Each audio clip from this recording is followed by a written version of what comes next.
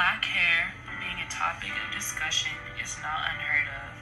Self-hate is unintentionally taught in schools across the nation to young African Americans because their hair is unlike their white counterparts.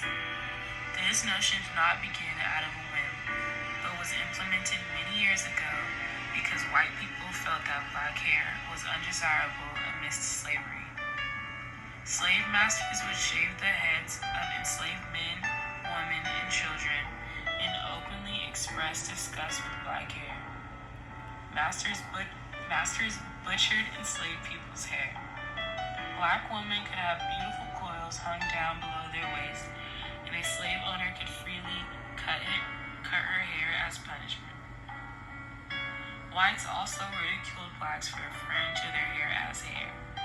Wool was the term some whites insisted on labeling black hair. Though black people have moved on from slavery, ideologies remain. Moving into modern era, many of these Eurocentric beauty standards are still placed upon a pedestal. Books show that Eurocentric beauty standards ridiculed black hair as woolly. This has now evolved into an ongoing good hair, bad hair debate, which implies that some grades of hair are bad to have and looser curls are better. Hair with curls and coils is defined as bad hair, therefore devaluing all forms of black hair and feeding into the idea that hair deems you more attractive and some black people are more well-groomed.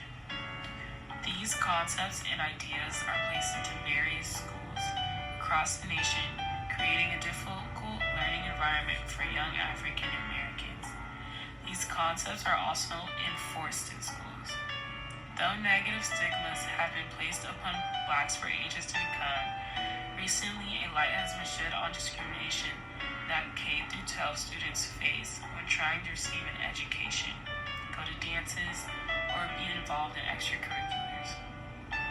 Dress codes target young African Americans and deem their natural hair and protective styles as distracting, inappropriate, and unkept.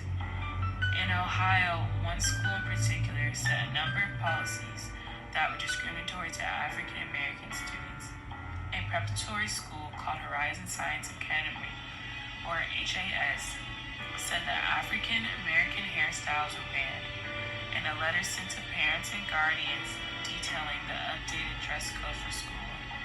They included the line Afro puffs and tidy twisted braids and rubber bands of any sort are not permitted.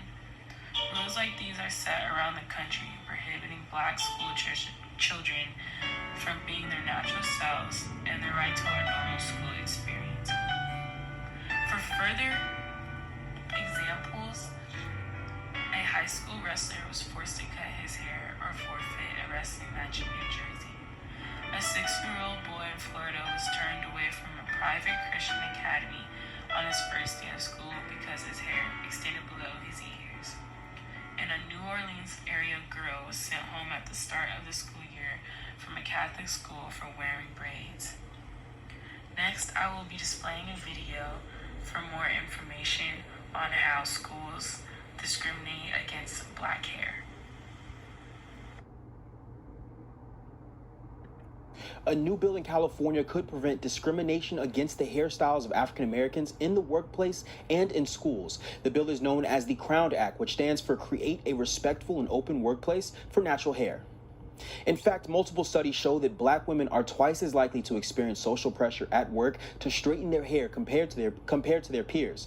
The sale of hair relaxers used to straighten naturally curly hair dropped from 206 million in 2008 to 152 million in 2013. That indicates that more black people are choosing to wear their natural hair. I spoke with one student who says she's faced discrimination because of her hairstyle.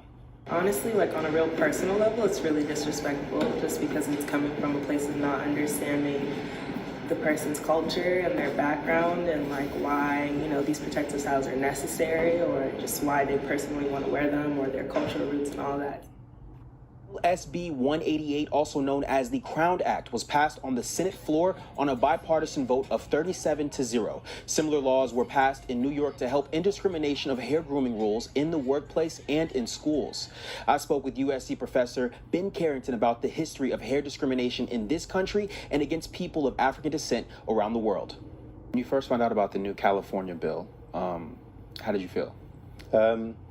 Again, it's sad that we need the bill, so I think that's the first thing to say. So the very fact that bills need to be passed to protect people's rights to have natural hair in the workplace. So I think that's a damnation of the existence and the continuation of white racism that we see today. But in some ways it's good, it's a good step, but I think we need to not just focus on the legal aspect, which is important, but to understand why are these bills necessary in the first place, and what does that still tell us about the ways in which workplaces still reinforce kind of white norms or white expectations about how you're supposed to behave. And that's not just around hair, that's around speech, and that can be around bodily comportment. In other words, we have these expectations as to what makes you professional. And although they're not explicitly racialized, no one says these are white expectations. Often implicit within these expectations is this assumption that a good worker, a professional worker, has straight hair, speaks, quote, like a white person, often very classed as well, that you have to have this kind of white middle class persona in order to be accepted. So the more that we can break down those barriers, those stereotypes, and say, are you able to do the job? Are you able to do that job well? And especially if like your hair has nothing to do with your job, then why should that be, any kind of barrier or bar to you having that job? As I understand it, the discussion is, can black people have natural hair? In other words, not having to change the hair or to add chemicals to the hair in order to be accepted in the workplace? And obviously the answer is yes. It also perhaps implies or shows that what is considered to be, quote, normal hair or professional hair is understood to be white hair. In other words, if your hair approximates to how we commonly understand white people's hair to look, then that's acceptable. And if it deviates from that white norm, then suddenly it becomes problematic. So I think in some ways maybe this is a good opportunity to think about racism within society and questions of aesthetics and how it relates to politics.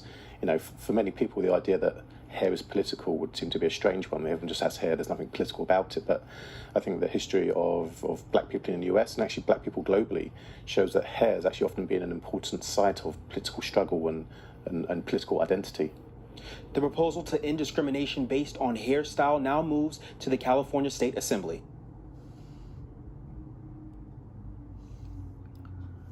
Schools are able to get away with violating federal laws, such as the Civil Rights Act of 1964, which prohibits discrimination on the basis of race, color, and national origin.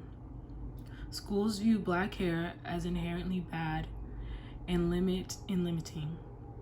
Students wear hairstyles that are rooted in their nation or their background, and blackness is always qualified as negative.